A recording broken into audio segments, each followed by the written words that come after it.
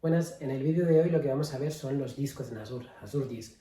¿Por qué? Porque ahora vamos a pasar a crear máquinas virtuales y una de las cosas que también nos van a pedir es los discos. Entonces, los discos podemos crearlos desde cero, no hace falta crear una máquina virtual para crearlos, o podemos crearlos durante el proceso de creación de una máquina virtual.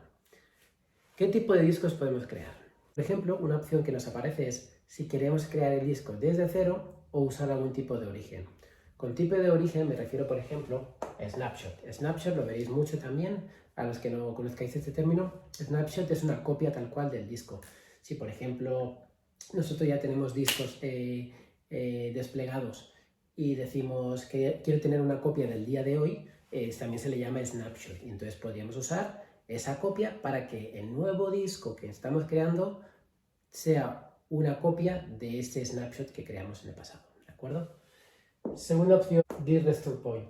Este es un punto de restauración. Si, por ejemplo, yo tengo una máquina virtual con un disco y digo el día 25 voy a hacer una actualización de todo el sistema, pero tengo miedo de que, por lo que sea, en la actualización dañe el disco, dañe la información que está dentro. Pues yo, como acción preventiva, puedo hacer un punto de restauración que es una copia de ese disco del día 24. Entonces, si el día 25 cuando yo actualice el sistema, el disco se daña, yo soy capaz de crear un nuevo disco, usar el punto de restauración y tendré un disco nuevo con la información del día 24, con lo cual nos cubriríamos un poco la espalda para poder volver. Storage Blob. Storage Blob es un tipo de almacenamiento. Vamos a hablar también mucho de esto porque es un punto muy importante de Azure y se usan varios recursos. Entonces, quedaos que es un tipo de almacenamiento también donde podemos ubicar copias, ficheros, etc. Y hablaremos más para adelante. Luego no simplemente es quiero crear el disco desde cero. No quiero usar ningún tipo de origen para crear mi disco. Entonces vamos ahora con la configuración del disco. ¿Qué nos va a pedir? Cuando nosotros queremos el nuevo disco, lo veremos luego en la parte práctica, nos va a pedir ¿qué tamaño tiene el disco? Tamaño nada que decir, ¿no? ¿Cuál es el tamaño, el volumen que nosotros queremos del disco, teniendo en cuenta qué es lo que vamos a almacenar, etcétera, ¿no? Pues en mi caso voy a decir que yo quiero 5 terabytes. Luego tenemos Disktir, esto hablaremos luego. De momento vamos a hablar de Provisioned IOPs. Este término es muy importante. IOPs al final significa operaciones de entrada y salida, Input and Output Operation, que significa todo el trabajo que el disco va a realizar, tanto de peticiones de entrada como del disco hacia afuera. Vamos a ver un ejemplo. Si tenemos una máquina virtual en Azure que tiene un disco configurado con 10.000 IOPs, entonces hay una aplicación que se conecta a esta máquina virtual y realiza 6.000 operaciones de entrada y 8.000 operaciones de salida. ¿Y estas peticiones dónde van? Al disco en sí, ¿vale? La aplicación, imaginar que es una web y lo que son es usuarios que piden información, la cual está almacenada en este disco. ¿Qué pasa? La aplicación está pidiendo en total 14.000 operaciones y el disco tiene 10.000. Aquí tenemos un problema. ¿Por qué? Porque el disco no está bien provisionado, tiene menos peticiones de las que realmente se les está pidiendo. Con lo cual va a ir más lento, va a haber problemas de rendimiento, etc. Entonces, ¿qué es lo que tenemos que hacer? Provisionar, pues al menos unas IOPs, en vez de 14.000 que estaríamos al límite, siempre poner unas cuantas más. Vamos a poner 16.000 IOPs. Así aseguramos que la carga de trabajo que nos va a llegar al disco va a ser suficiente, porque tenemos suficientes IOPs. Luego, provisión de throughput. Throughput es el rendimiento, ¿no? En megabytes. Ahora luego lo veréis en los diferentes tipos de discos. Pues también, ¿qué rendimiento queremos darle? Pues, en mi caso, yo digo que con 100 ya me vale. Maxshare. Maxshare significa máximas comparticiones que queremos permitir al disco. ¿Qué quiere decir con eso? Si, por ejemplo, yo tengo una segunda máquina virtual y este disco quiero compartirlo, yo aquí si configuro 2 maxshares, quiere decir que este disco voy a poder compartirlo entre las dos máquinas virtuales, como si estuviera conectado en los dos servidores, y puedo incrementar este número. Y finalmente lo que tenemos es Max Worth IOP a Max Worth Throughput. ¿Qué significa esto? Si nosotros tenemos aquí una web de compras, ¿no? Llega Navidad. ¿Navidad qué va a pasar? Que normalmente hay muchas más peticiones, ¿no? Hay muchas más interacciones, más compras. Y nosotros, a pesar de que tenemos bien provisionado nuestro sistema, resulta que vamos a tener un pico de trabajo. ¿Qué significa esto? Que, por ejemplo, a pesar de que ahora nuestro disco sí está provisionado con 16.000, que con la carga diaria podría, si en Navidad lo que pasa es que aquí se nos piden 8.000 de entrada y vamos a poner 10.000 de salida, ya no va a dar el disco suficiente, porque en total son 18.000. Pues Max Versatile IOP lo que nos permite, tanto como rendimiento como IOPs, es decir, cuando tenga picos, dame la posibilidad de aumentar durante ese pico de trabajo 3.500 IOPs. Y en rendimiento lo mismo, por ejemplo 100 más de rendimiento. Con lo cual, durante ese momento del pico de trabajo, las IOPs aumentarán a 16, 17, 18, 19, 500.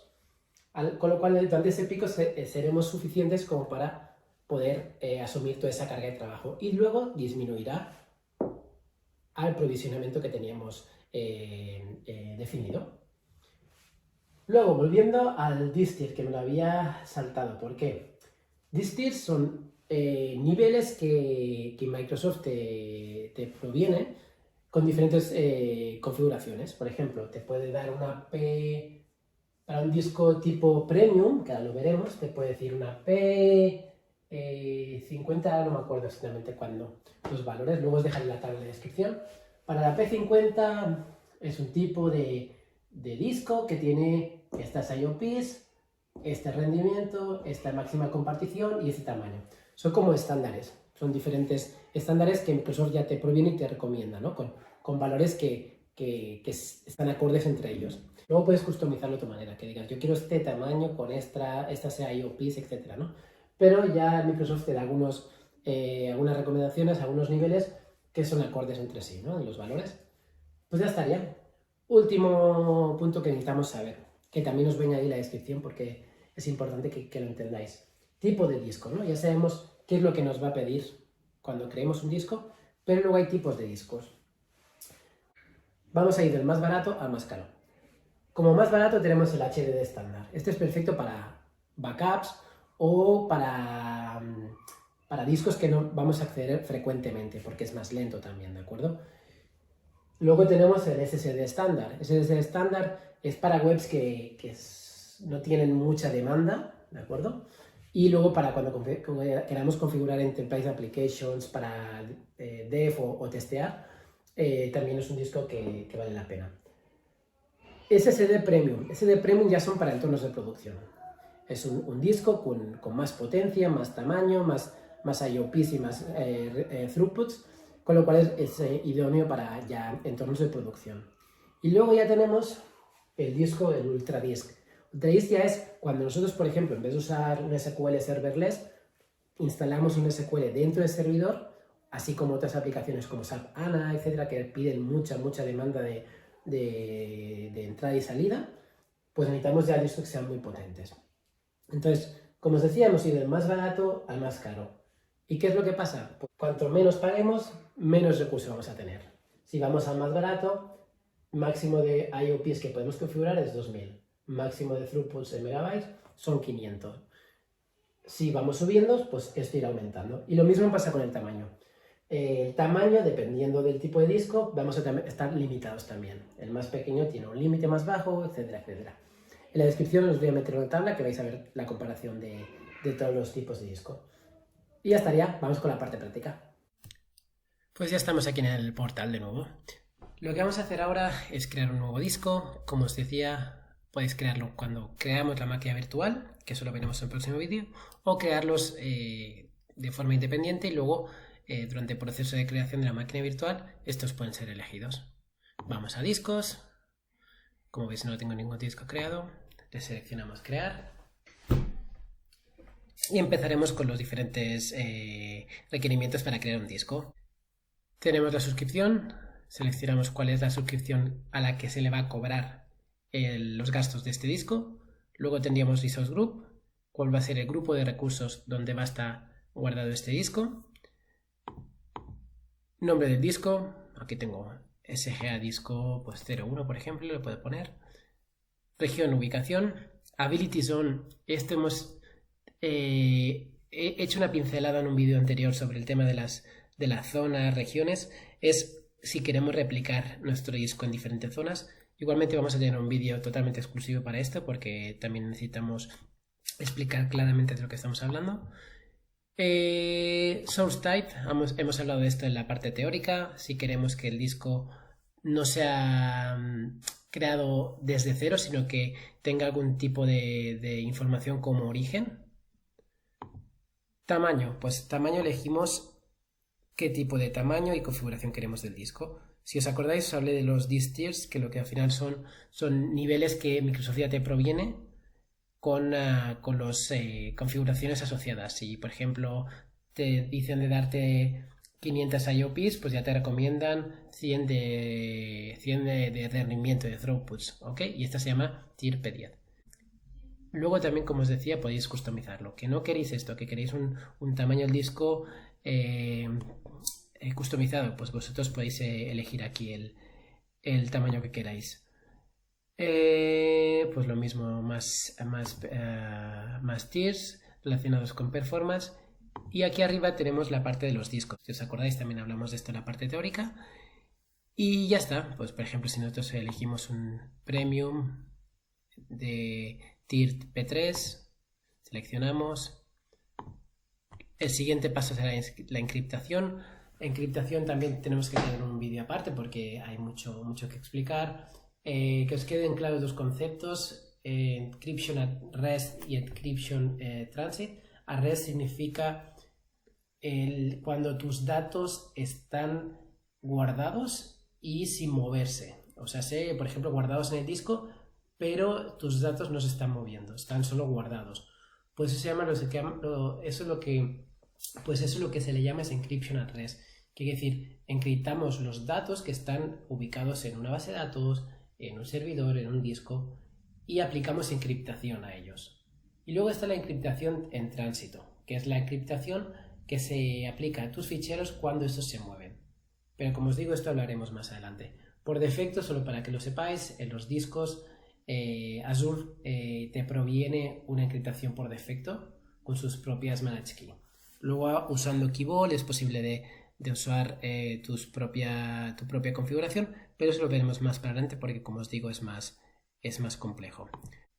Parte de redes, como queremos configurar el método de conectividad al disco. Avanzado, si queremos compartir este disco.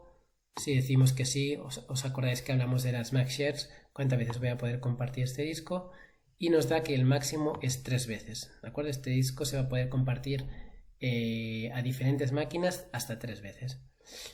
Luego, si os acordáis, hablamos también del on demand, max birth IOP y throughputs. Pues eso es lo que os decíamos de que se puede pedir recursos adicionales si tenemos un pico de trabajo, etcétera, para asegurar que podemos hacer frente a esta nueva demanda, ¿de acuerdo? Pues con esto lo podríamos configurar.